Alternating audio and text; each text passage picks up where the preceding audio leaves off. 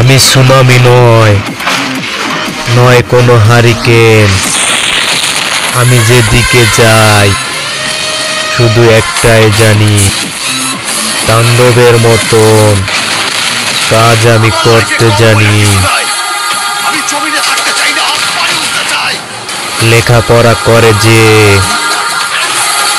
গাড়ি ঘোড়ায় চড়ে সে, কিন্তু বর্তমানে তা শুধুই বিভীষিকাময় প্রহস মাত্র।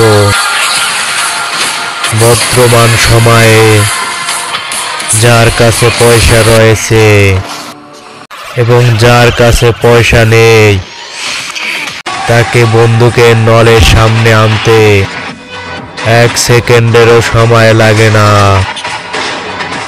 আর এমন জালিম পৃথিবীতে মাত্র একটাই, আর সেই জালিমের বিনাশ না হওয়া পর্যন্ত আমি ঠান্ডা হব না। এই যুদ্ধ শুধুমাত্র শয়তানের বিরুদ্ধে।